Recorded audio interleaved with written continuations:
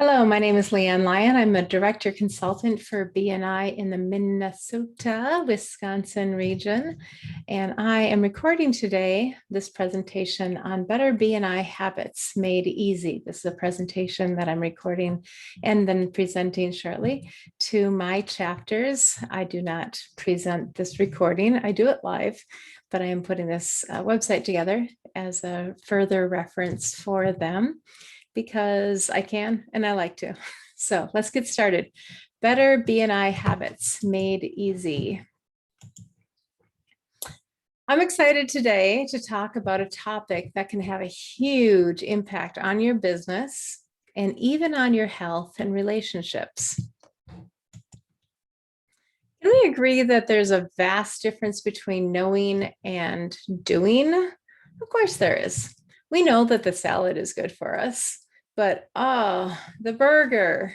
When I flip to the next slide, I need you to think about the one word that goes into that blank. Ready, set, go. I know I should. That's what you came up with, right? Well, the question is, what can we do to stop shoulding all over our goals and reasons for being in BNI?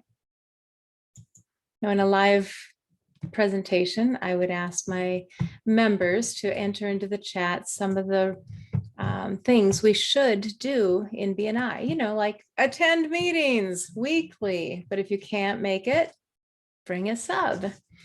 Prepare your presentations in advance. Look for referrals to activate givers gain. Set up one-to-ones at least once a week. Record your thank you for closed business to help track your ROI. Help lead the chapter to gain confidence and credibility. Take advantage of CEUs and BNI Business Builder and podcasts. And how about this one? Invite visitors. I believe it all comes down to habits. So, oops, one moment, just getting the slides. Here we go. Atomic Habits by James Clear was recommended to me by my area director, Maya Norwood. Think for a moment about the word atomic. It means both small, like an atom, and massive, like an atomic bomb. In fact, this is a quote from the author. All big things come from small beginnings. Think Amazon. The seed of every habit is a tiny single decision. We make and break habits all the time. Think about 2020. What tiny decisions did you make in 2020 which changed your habits? These could be decisions that ultimately positively or negatively affected your health, your family, or your business. Did you decide to move online with your business? Did you decide to do more with your spouse? Did you decide to wear PJs with an elastic band all the time and not notice maybe those COVID pounds getting put onto your waistline? Did you decide to exercise more or less? How have those decisions worked out for you?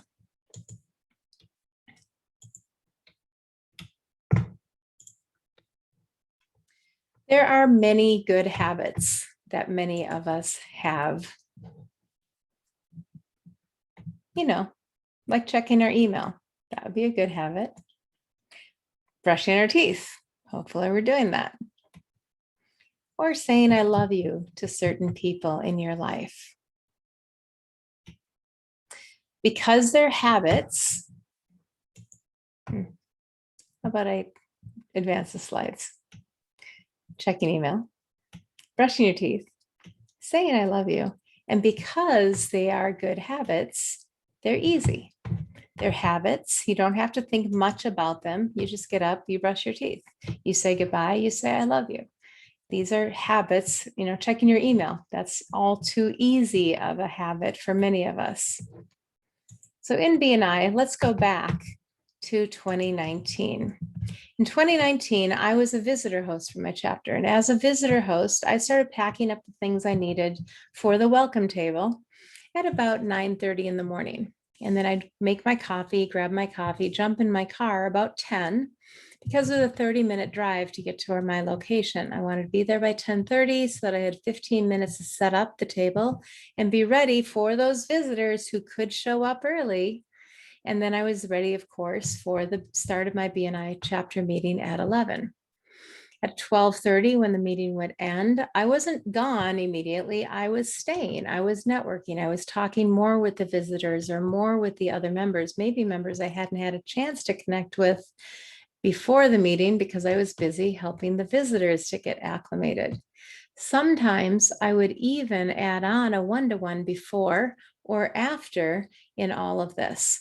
At very earliest, even without a one-to-one, I didn't get back to my home office until 1:30. So all in, 9:30 to 1:30 was about 4 hours. Adding in a one-to-one or two one-to-ones brought that to 5 or 6 hours every Thursday. And, that was 6 hours of my work week that I dedicated to networking and building my business. Welcome to the 2021 reality, at least so far. Now I can arrive at my BNI meeting about 30 seconds after I sit down at my desk, with my coffee, of course. Even as a visitor host, wanting to be there before visitors could arrive at 10:45, this chops over an hour off of my prep time. And how long do I stay and socialize after the meeting? Well, personally, I choose to stay at least 15 to 30 minutes after. I absolutely do not schedule anything before 1 o'clock after my meetings, just in case other members are willing to hang out or discuss business or something comes up in the meeting that just really gets going and I don't want to have to drop it or put it off till later. Even so, I'm usually done by 1 p.m. for another 30-minute time reduction in my investment for BNI. However, the habit I see the majority of BNI members practicing is to jump on at the last moment, or even sometimes not coming in until during open networking and leaving the minute the meeting is over. So what's the impact of making this decision to allocate only 90 minutes to BNI instead of, half a day? Or what if it could be that 2 hours? Even more importantly, what effect is this habit really having on ROI? Because after all, if you're like me, you're in BNI to build your ROI of your business. When members show up late and leave early, they reduce the chance to connect meaningfully with others, set up one-to-ones, and more. This improves your ROI to do these things. Allocating 15 minutes to show up early and staying 15 minutes late means you're only increasing your time spent to 2 hours, instead of the drive time we used to have. And using that time to hang out with other members or maybe meet those visitors that are a perfect fit for your business. But if you have something scheduled 5 seconds after your BNI meeting ends, you don't have the option to stay, hang out, connect, exchange information, and so forth. For 36 years, BNI has really tried out many different recommended habits for BNI members to incorporate into making BNI create growth for their business. Do you see one or two on this list that would benefit your business if you actually made it a real habit? I'm going to state what I hope is obvious. You can't change everything at once. But think through these options and consider which of these could have the best long-term impact on your business and your BNI experience, and start there. So here's how to get started. Decide what new BNI habit will make a significant difference for your business. For example, inviting visitors to meet your chapter members is great for your chapter members. And by the way, it activates givers gain in return for you. So how can you make inviting people to visit an easy habit, something you do all the time and not just for visitor days? Step 2, make it obvious. Connect the desired habit, the one that you pick out, to some other good habit you already have. Make a list of your good habits and then connect your new desired habit to one of them. If you're already great at asking for referrals from your business as part of your sales presentation or close, add in the habit of telling your clients that you have a great network of other professionals and would love to make an introduction. This also sets you up to be a go-to resource for your clients, as well as gives you an opportunity to invite them as a guest to your chapter.